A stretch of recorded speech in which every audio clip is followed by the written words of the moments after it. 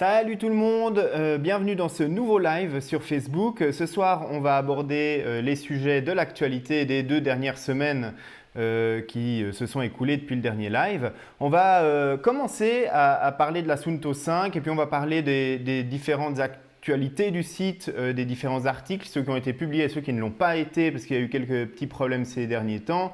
On va parler un petit peu de capteur de puissance parce qu'en l'occurrence l'article qui n'a pas été publié c'est un article sur le capteur Stage. On va aborder en détail les petites problématiques que j'ai rencontrées et puis enfin on va passer à la partie questions-réponses. Donc, si vous avez des questions, n'hésitez pas à les poser.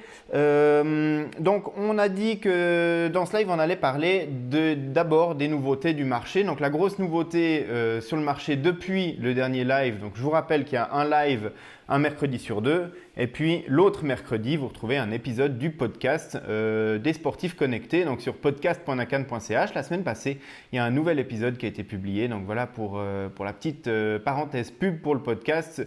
Vous entendrez un podcast avec Hermano et avec moi où on parle d'obsolescence programmée de nos montres de sport. Est-ce que les fabricants poussent un petit peu à la conso en essayant de rendre les montres obsolètes après un certain temps d'utilisation ou avec d'autres stratagèmes. Donc voilà, c'est des choses qu'on aborde dans cet épisode du podcast. Ce soir, on va parler donc de la Suunto 5. C'est une annonce qui a été faite par Suunto la semaine passée, je crois. Voilà à quoi elle ressemble cette Suunto 5. Donc c'est une montre qui vient remplacer la Spartan Trainer HR. Donc dans la gamme, elle vient se situer à peu près au même endroit. Elle est un petit peu plus chère, mais au niveau des caractéristiques, elle a aussi un petit peu plus de choses à proposer que la Spartan Wrist HR. Donc on doit grosso modo un petit peu retrouver les fonctionnalités par rapport à l'augmentation de prix sur cette montre. Elle sort officiellement le 4 juin. A priori, je devrais avoir une montre en test le 4 juin, donc le test de fond en comble devrait suivre dans le courant du mois de juin si j'ai le temps et les conditions nécessaires pour la tester.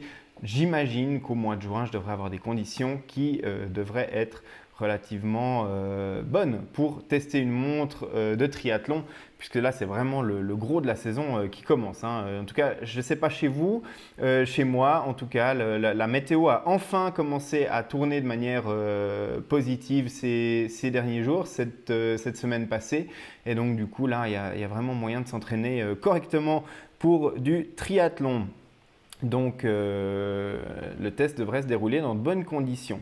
Donc voilà pour cette Suunto 5. Donc on avait la Suunto 3 Fitness qui a été annoncée l'année passée lors du CES. Ensuite on a la Suunto 9 qui est arrivée, qui a remplacé la Spartan Ultra. Donc vraiment les deux extrémités de la gamme de Suunto. Et puis entre deux, on imaginait bien que Suunto allait aussi proposer quelque chose. Donc Suunto 3, maintenant Suunto 5, il y a la Suunto 9. Donc on imagine aisément qu'au milieu il y a 7. Il y a aussi cette gamme Spartan Sport Wrist HR, toutes ces différences, barreaux ou pas, je pense qu'elles vont tomber. Il va y avoir une Suunto 7 qui va arriver, qui va être l'équivalent à mon avis de la Spartan Sport Wrist HR barreau. Et puis voilà, la boucle sera bouclée pour Suunto, il y aura une remplaçante dans toutes les gammes.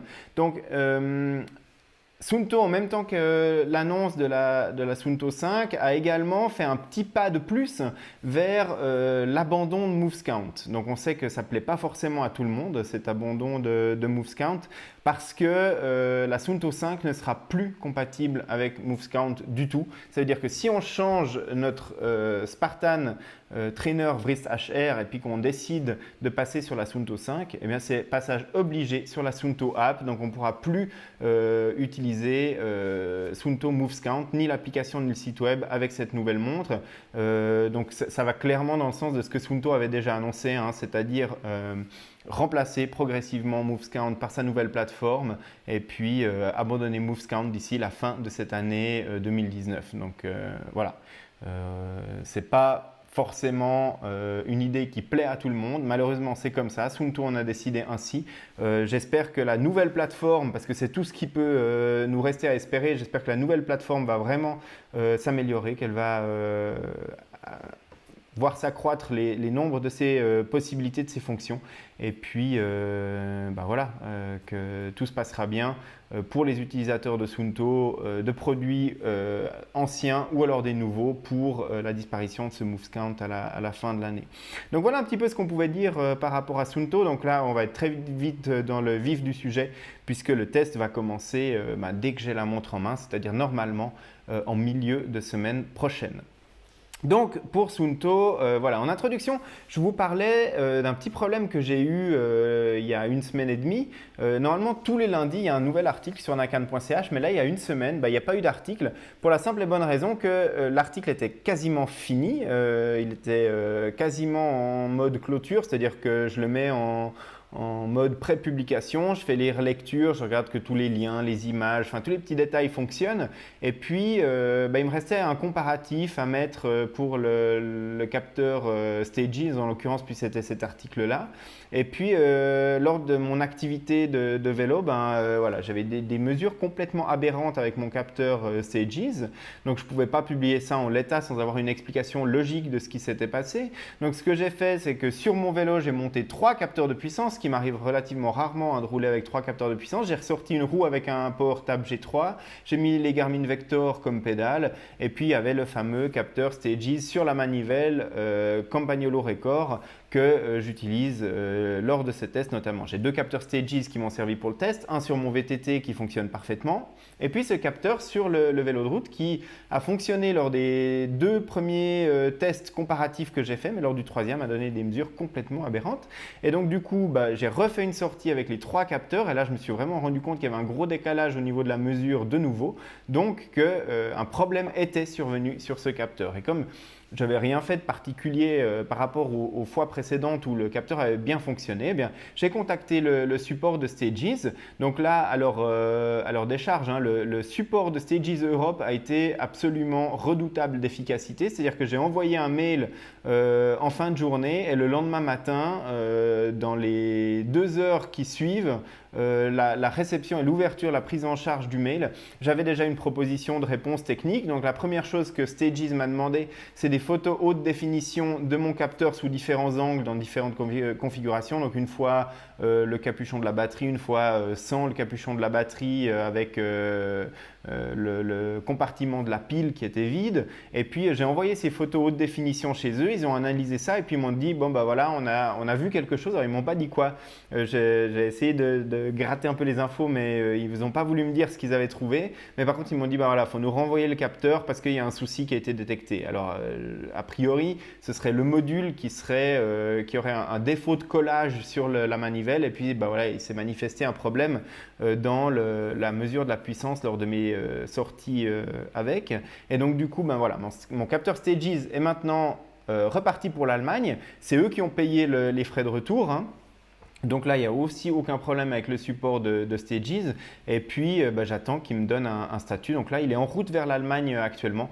Donc j'aurai probablement des nouvelles à vous donner en début de semaine prochaine par rapport à ça. Et puis, espérons que le plus rapidement possible, je puisse publier cet article avec un capteur Stages qui fonctionne. Donc, petit problème avec le capteur, mais grosse surprise positive par rapport au service après-vente de Stages qui a vraiment répondu de manière impeccable à ma demande de support. Donc voilà pour ce qui est de Stages. Pour les autres tests qui sont en cours, on a déjà parlé de la Suunto 5. Je vous avais dit, je pense, lors du précédent live que j'étais sur le point de me voir envoyer un Wahoo Element Roam. C'est le cas, il a été envoyé. Malheureusement, la personne en Allemagne qui me l'a envoyé n'a pas mis tous les documents de dédouanement qu'il fallait. Donc, le compteur Wahoo est resté bloqué un moment à la douane suisse. Et puis, c'est que hier que la situation s'est débloquée après un échange de courrier avec le service des douanes. C'était enfin bon et donc du coup le colis a été libéré aujourd'hui. Donc j'espère pouvoir le recevoir entre la fin de cette semaine, mais vu qu'il y a le férié demain, je ne sais pas comment ça va fonctionner ou au plus tard en début de semaine prochaine. Donc voilà, Suunto 5, Wahoo Element Roam qui vont arriver début de semaine prochaine. Donc là c'est sûr qu'il y a des tests qui vont commencer. Et puis chez Garmin c'est silence radio. Donc pour l'instant j'ai absolument aucune info sur les Edge 530, 830, sur la Forerunner 945, sur la Forerunner 45 245 et 45S et sur les Forerunner 245 et 245 Music. J'espère que ça va arriver prochainement aussi. Bon, là, on voit que ça commence à faire beaucoup, hein. Si il y a toutes ces nouveautés de chez Garmin qui arrivent, en plus du compteur Wahoo, en plus de la Suunto 5, ça risque de faire énormément de tests qui vont débouler en même temps. Mais bon, bah voilà, c'est le jeu et puis on va essayer de tester tout ça à peu près en même temps. En tout cas, pour les compteurs 530, 830 et le Wahoo Element Roam, c'est sûr que ça fait sens de les tester en même temps puisque c'est les 3 grosses annonces de ce début de saison cycliste qui va vraiment battre son plein dès les semaines à venir. Donc si c'est le moment de renouveler le compteur, voilà, ça fera vraiment un comparatif des 3 qui sera fait en même temps, donc vraiment hyper pertinent de comparaison, de fonctions de navigation, de réactivité et tout ça. Donc là, c'est sûr que ça fait sens. Maintenant, j'espère que j'aurai le temps de tester tout ça de manière aussi qualitative que j'aimerais pour le publier sur le site. Je vais vraiment faire en sorte que ce soit le cas en tout cas. Et puis, il y aura le verdict, alors vraisemblablement avec la Coros Vertix et puis la Forerunner 945 à la fin du mois pour le premier triathlon auquel je vais participer de la saison. Donc là, il y aura un comparatif en triathlon de la Coros Vertix et puis de la Forerunner 945. Normalement, je devrais encore l'avoir fin juin pour partir en Finlande faire le Half Ironman de l'Arctie et puis justement de pouvoir tester ces 2 montres sur cette compétition.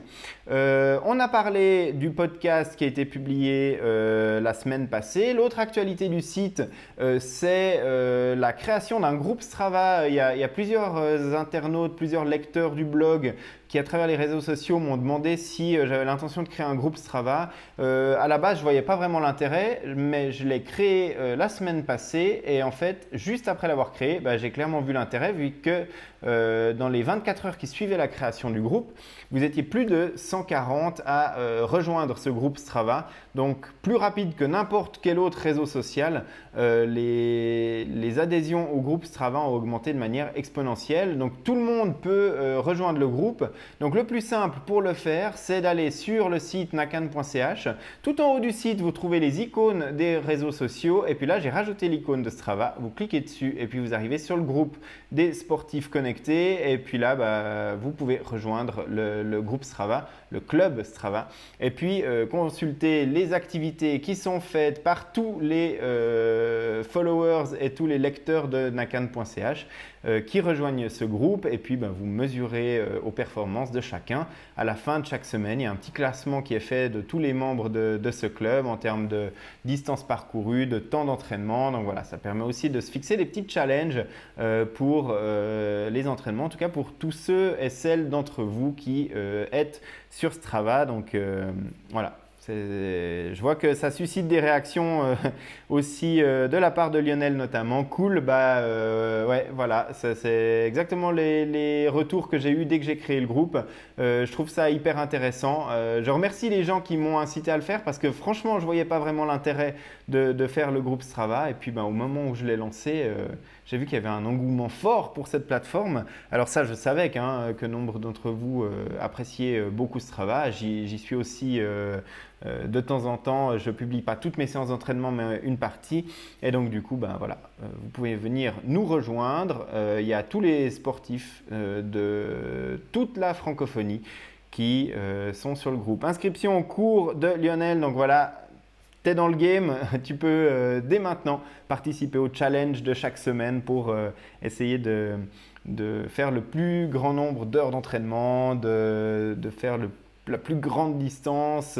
Enfin voilà, tu es le bienvenu dans le groupe Strava comme toutes et tous les autres. Donc ça, c'était un petit peu l'actualité au niveau du site.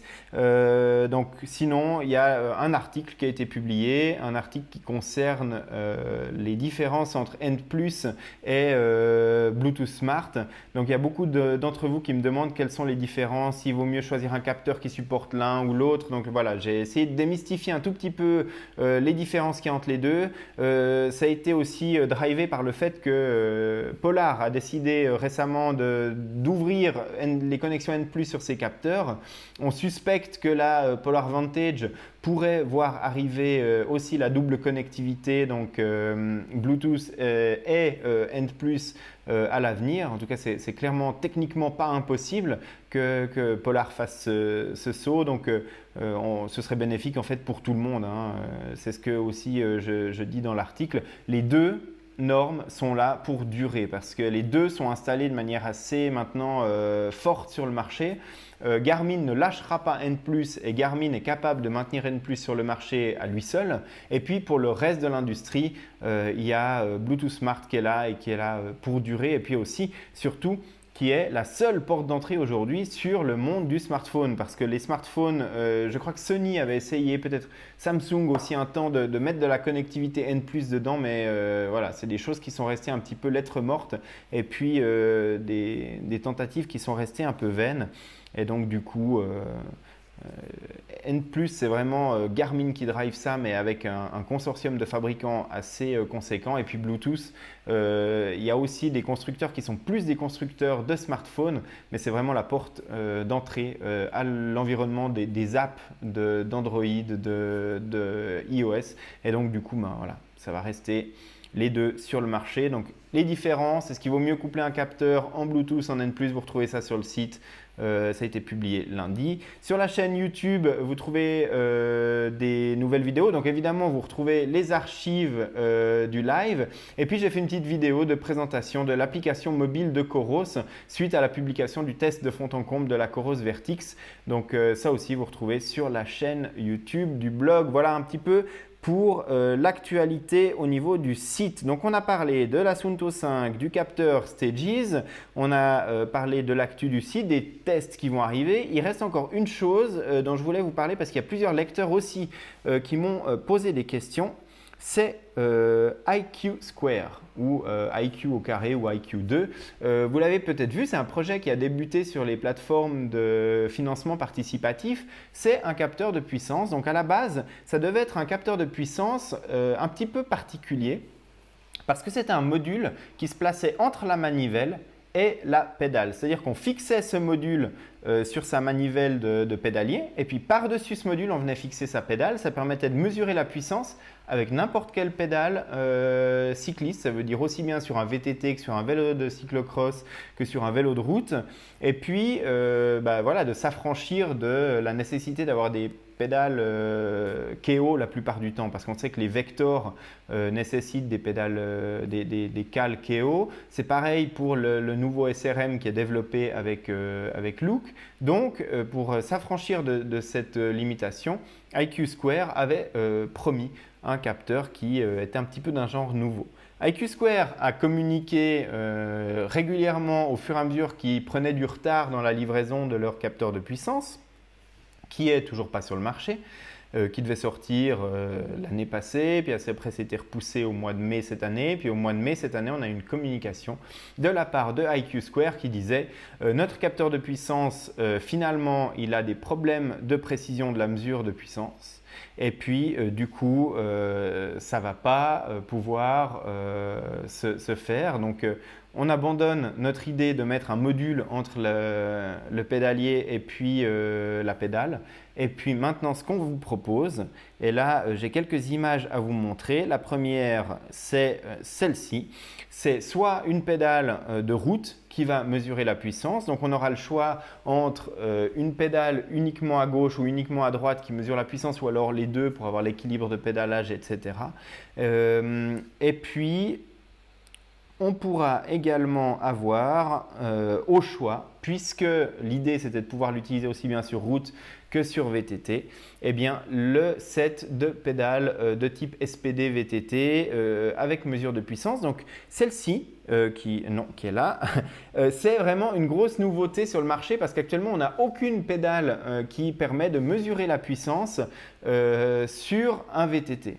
Donc moi j'utilise le capteur Stages, on en a parlé tout à l'heure, qui est inclus dans la manivelle, mais par contre il n'y a rien qui est disponible dans les pédales.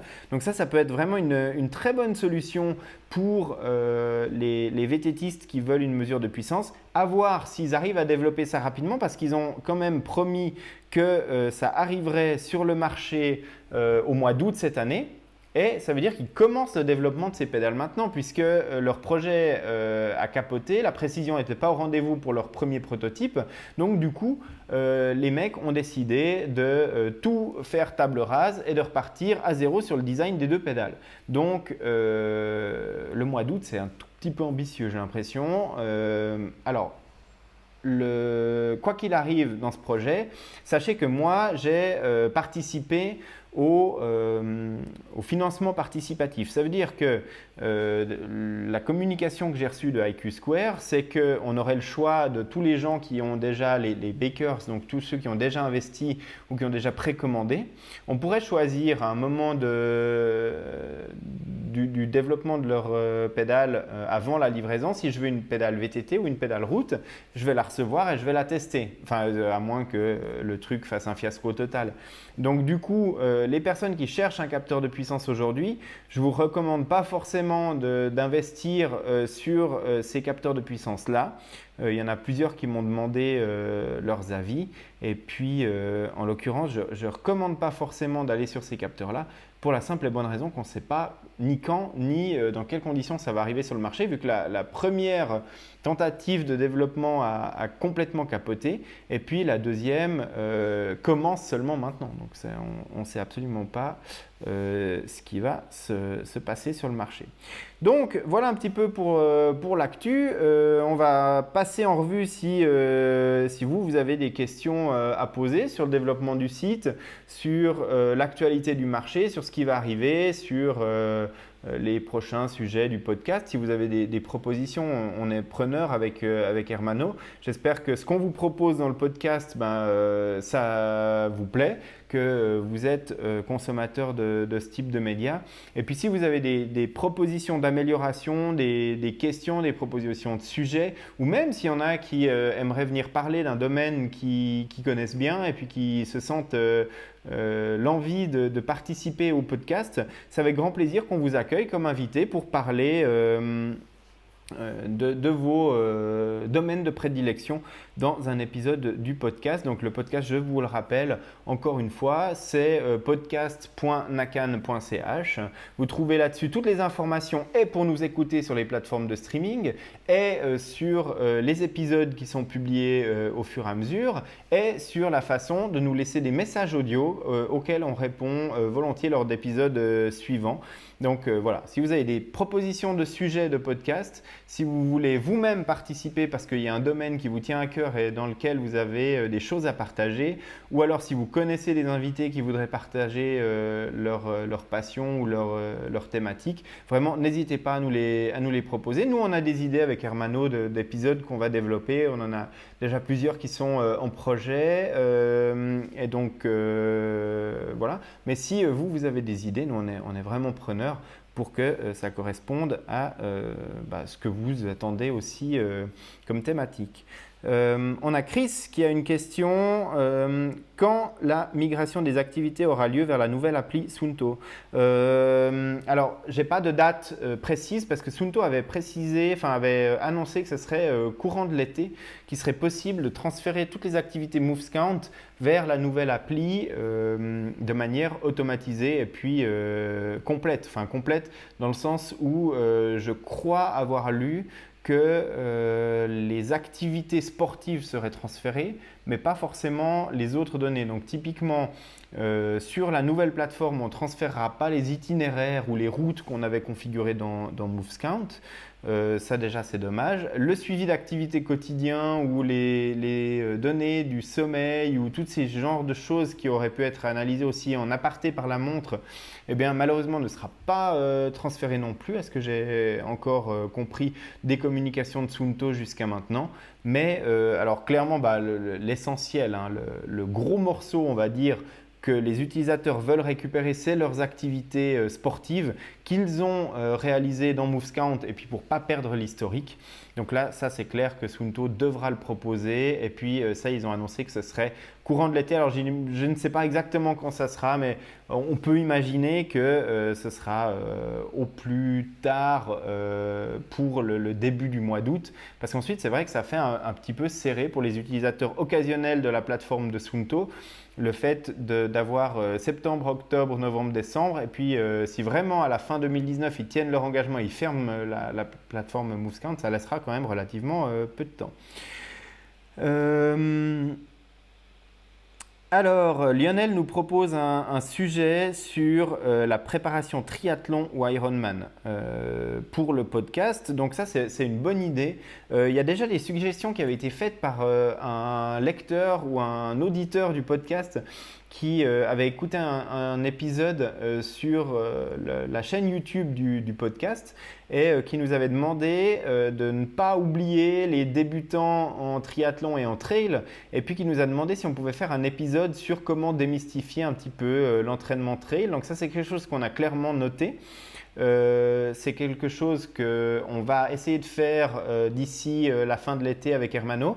On n'a pas encore forcément trouvé le spécialiste ou l'invité qui va nous accompagner dans cet épisode parce que évidemment il faut un trailer expérimenté, voire un entraîneur, un coach de trail, voire éventuellement les deux. Donc après ça, ce serait l'idéal. Maintenant, est-ce qu'on arrive à trouver toutes ces personnes-là à mettre autour d'une table ou d'un micro ou au pire d'un Skype pour enregistrer le podcast? En tout cas, c'est une excellente idée pour la thématique du podcast. Et puis, sachez aussi qu'il y a plusieurs micro-formats ou petites capsules, ou je ne sais pas comment on peut appeler ça, qui vont m'accompagner, si tout va bien, lorsque je vais aller en Finlande pour faire ce premier Alpha Ironman à la fin du mois de juin.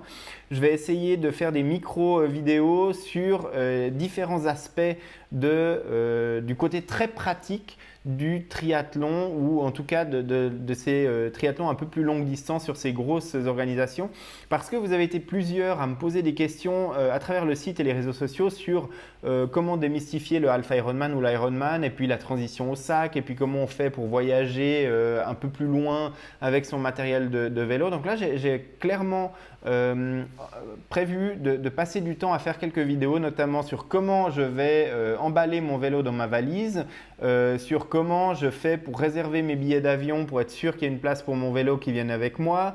Une fois que j'arrive là-bas, comment je remonte mon vélo et je m'assure que tout est en place pour aller participer au triathlon. Ensuite, une petite vidéo un peu immersive sur comment je vais préparer ma zone de transition avant la compétition, comment je prépare mes sacs, comment je vais les mettre en place, comment je fais pour être sûr qu'à la transition 1 et transition 2, je vais retrouver mes différentes affaires. Enfin bref, voilà, c'est tous des petits trucs que je vais essayer de faire sous format vidéo et puis après publier en différentes petites capsules sur la chaîne YouTube parce que c'est des choses a priori qui vous intéressent.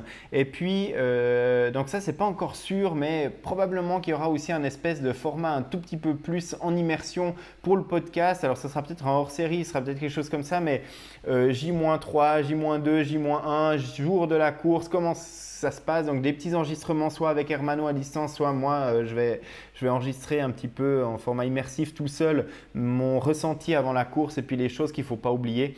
Donc il y aura du format vidéo, il y aura du format podcast, mais vraiment voilà pour le triathlon. Donc ce n'est pas axé entraînement, c'est clairement axé côté pratique, vraiment les jours qui précèdent la course, comment est-ce que je fais et puis comment je gère tout ça. Mais alors clairement, on va essayer aussi de prévoir des podcasts sur comment s'entraîner pour prépa, triathlon ou Ironman. Et là, ce serait vraiment intéressant d'avoir un coach confirmé dans ce domaine-là pour participer avec nous.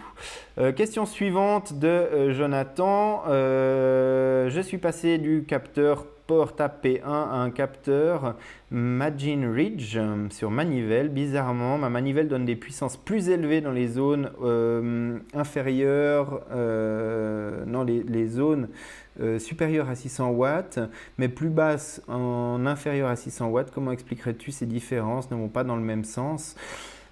Alors, je ne connais absolument pas ce capteur sur manivelle. Comment expliquer ça? Alors, est-ce que c'est un capteur gauche-droite? Est-ce que c'est un capteur uniquement gauche, uniquement droite?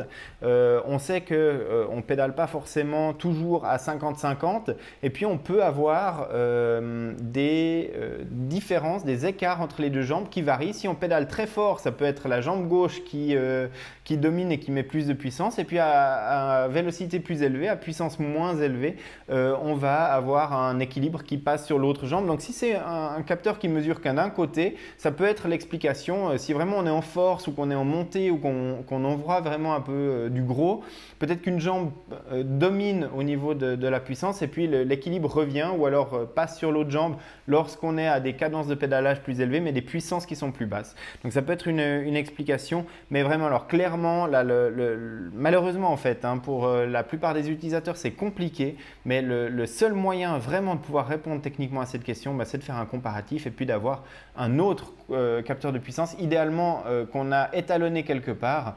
Donc pour la plupart du commun des mortels, le plus simple, c'est de trouver quelqu'un qui peut nous prêter, ou alors si on l'a, c'est top, un home trainer qui mesure la puissance. Et puis on pose le vélo dessus, et puis on pédale, et puis on compare les deux courbes. Après, s'il y a des grosses différences là-dedans, il faut avoir une référence absolue, c'est-à-dire que il faut soit que le home trainer ait été validé avec d'autres capteurs de puissance, ou alors qu'on ait un troisième capteur de puissance. Ça devient très compliqué, mais c'est ce que j'ai dû faire pour vraiment exclure toute hypothèse autre que mon capteur Stages ne fonctionne pas on en parlait en début de live. Mais voilà, c'est un peu la seule solution que je peux te proposer, Jonathan, par rapport à ta problématique. Donc voilà, idéalement, soit trouver quelqu'un qui peut nous prêter des pédales par exemple, ou alors si tu as encore les pédales P1, ou alors voilà, ou alors le poser sur un home trainer qui mesure la puissance, et puis là avoir le cœur net par rapport à ce qui se passe. Donc, on a Chris qui demande pour les personnes possédant l'Ambit 3 Peak, est-ce que le passage sur la Suunto 9 est intéressante? Alors, il y a plusieurs aspects. Il y a l'aspect montre elle-même, il y a l'aspect plateforme en ligne de l'autre côté. Au niveau de la montre elle-même, qu'est-ce qu'on va gagner par rapport à l'Ambit, enfin entre l'Ambit 3 Peak et puis la Suunto 9? Il y a plusieurs choses, hein. Le système a relativement évolué entre Ambit 3 et puis la Suunto 9. On a un écran en couleur, on a des métriques qui se sont ajoutées au niveau du suivi d'activité quotidien, au niveau des notifications du smartphone qui sont devenues un petit peu plus complètes. On a de l'analyse du sommeil qui est arrivée puis qui est aussi intégrée à la Suunto 9. Donc il y a ces petites différences. Au niveau purement analyse sportive, très honnêtement, il ne va pas y avoir énormément de choses qui vont changer. Il y a une fonction qui sera peut-être intéressante pour certains utilisateurs, c'est Fuse Track, qui permet d'augmenter l'autonomie de la montre. Donc déjà, l'autonomie générale de la Suunto 9 sera plus intéressante que la Ambit 3 Peak, surtout si la Ambit a déjà quelques années d'utilisation et que son autonomie a un petit peu baissé. Donc la Suunto 9, elle va aller jusqu'à 120 heures d'autonomie GPS en mode Fuse Track pour les grands trailers, pour les personnes qui ont besoin de partir faire des treks et qui ne peuvent pas forcément recharger tout le temps. Ça peut représenter un certain intérêt. Par contre, au niveau purement données qu'on va obtenir lors de son activité sportive, là, il n'y aura pas énormément de choses à gagner. On sait que maintenant, la précision GPS de la Suunto 9 est revenue à un niveau acceptable. Lors de sa sortie, c'était très compliqué pour Suunto aussi de s'accaparer un petit peu ce chipset de Sony. Donc voilà un petit peu les différences qu'il y a entre l'Ambit 3 Peak et puis la Suunto 9. Donc intéressant, ce n'est pas une réponse oui, non, c'est juste une question un petit peu d'utilisation et de besoin. Attention à la température de l'eau. Je pense que tu fais référence, Lionel, à la température de l'eau en Finlande. Effectivement, ça va être froid. Je pense que ça va être un peu froid. Je ne m'attends pas à une température qui dépasse les 17-18 degrés en tout cas. C'est un petit lac à côté de l'Arctique, donc avec un peu de bol, il y a un peu de soleil jusqu'à la fin du mois et puis le plan d'eau il chauffe vite. Mais voilà, les triathlons par de l'eau à 14-15 degrés, j'ai déjà vécu. Je suis allé à Galway en Irlande.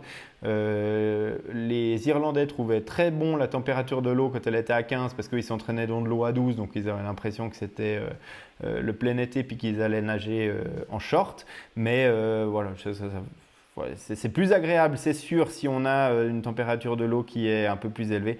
Mais par contre, ça ne me fait pas particulièrement peur de nager dans de l'eau à 16 degrés. Si c'est 14-15, ça commence à piquer un peu quand même. Alors, Jonathan me précise, Mage est une grande marque chinoise. Effectivement, ce capteur n'a qu'un côté. Donc voilà, hein, comme je disais, ça peut expliquer les différences, mais à valider quand même clairement avec un capteur qu'on a éprouvé sur le marché ou un home trainer, comme je te le disais tout à l'heure. Et puis, bah, voilà, on a répondu un petit peu aux questions. Et puis, coucou à Elio qui apparemment nous a rejoint, qui est un collègue qui me fait un petit coucou. Et voilà. Donc, Elio, si tu as une question par rapport à des montres GPS, c'est maintenant ou jamais.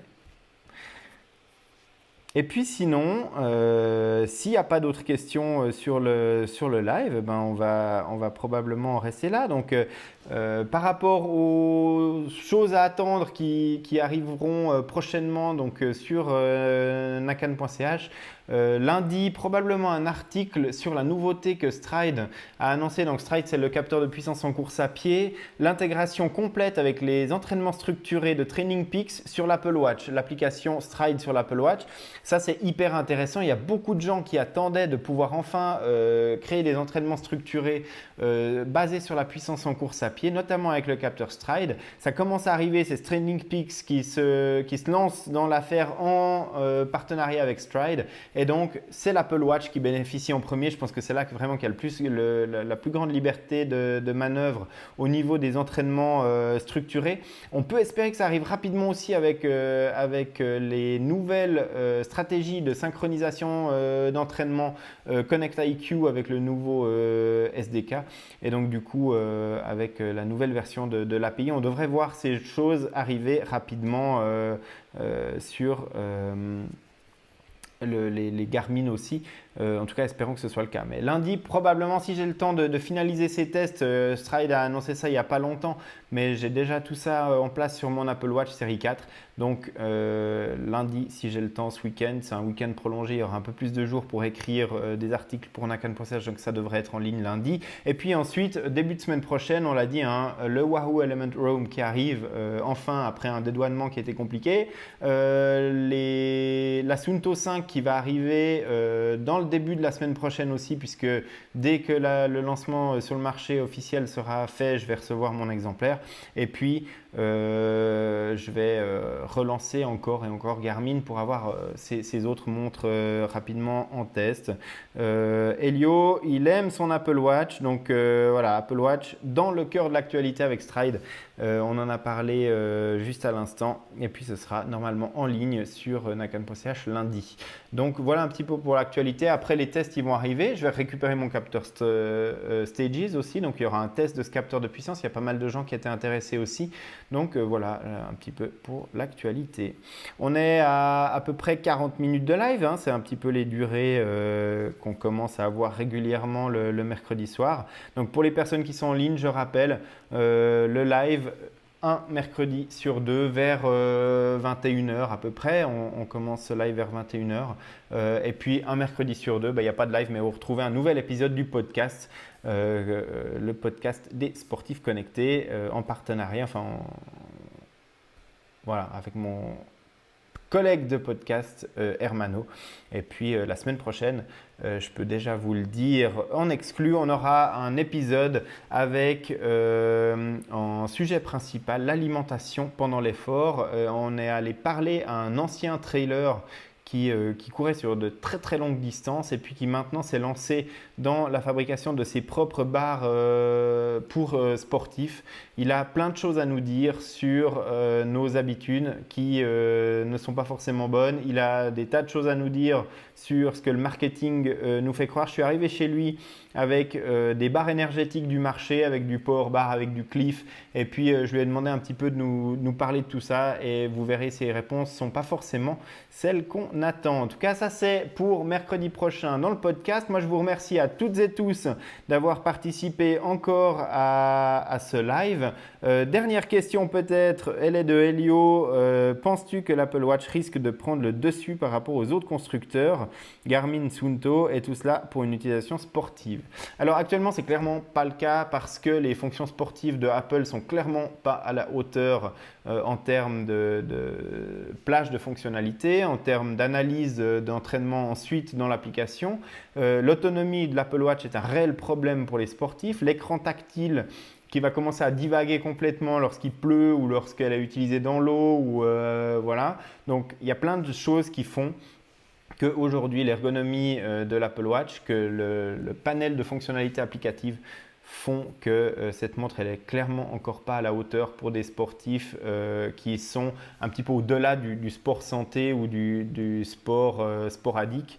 Mais par contre, voilà, les sportifs qui sont un peu plus dans la performance, ils ne vont pas forcément retrouver tout ce qu'ils recherchent dans l'Apple Watch. C'est dommage parce que d'un autre côté, elle a un potentiel très important. L'Apple Watch Série 4, c'est vraiment la seule montre que j'ai pu tester depuis le début du blog avec un capteur cardio-optique qui tient à peu près la route. C'est vraiment la seule. Et vraiment, les capacités de ce capteur m'ont vraiment bluffé lors de mes tests. Donc, un petit peu dommage qu'au niveau fonction, Apple ne mette pas un petit peu plus le paquet là-dedans. Enfin, dommage au niveau du choix sur le marché, évidemment, parce que là, il y a des Suunto, il y a des Garmin, il y a des Polar qui doivent avoir un peu peur que tout d'un coup, Apple se décide sérieusement à attaquer ce marché-là. Et dernière question de Claudio. Est-ce que les AirPods d'Apple sont compatibles avec les Garmin diffusant de la musique? Alors, lors de mes premiers tests avec la Forerunner 645 Music et avec ensuite la Phoenix 5 Plus, j'ai eu des problèmes de connexion. C'est-à-dire qu'à l'intérieur de mon appart, ici, je couplais mes AirPods à mes montres Garmin, ça marchait très bien. Mais si je sortais dans un environnement qui était un petit peu moins confiné ou en tout cas à l'abri des interférences probablement que mon appartement, ça commençait à partir en vrille et puis j'avais des déconnexions Bluetooth et puis une fois que les AirPods sont déconnectés de la montre Garmin, il n'y a quasiment plus aucun espoir de les reconnecter. Donc c'était quasiment inutilisable, mais au fur et à mesure des mises à jour de firmware de Garmin, ça s'est peu à peu amélioré et lors de mon dernier test, j'ai pu faire une séance de course à pied de 45 minutes avec quasiment aucun décrochage et puis en tout cas, à chaque fois qu'il y a eu un petit décrochage, les AirPods ont repris la lecture ensuite. Donc, il n'y a pas eu de déconnexion définitive pendant l'activité sportive. C'est encourageant, c'est pas 100%. Il y a des utilisateurs qui sont contents, il y en a d'autres chez qui ça marche moins bien. C'est encore un petit peu variable, mais ça va vraiment vers le mieux et c'est vraiment un des trucs que je vais essayer aussi de tester avec la 945 quand je l'aurai à dispo en test, de voir un petit peu les AirPods, comment ça marche avec cette montre. Donc voilà pour la dernière question. Je vous remercie toutes et tous d'avoir suivi ce live encore une fois. Je vous donne rendez-vous donc dans 2 semaines pour un prochain live sur la page Facebook. Et puis en attendant, la semaine prochaine, un nouvel épisode du podcast. Et puis restez évidemment connecté à nakan.ch pour suivre toute l'actu de la montre cardio GPS, de l'entraînement, du triathlon, des capteurs, des compteurs cyclistes parce qu'il y a aussi pas mal de tests qui vont arriver là-dedans. Et puis voilà, à tout bientôt.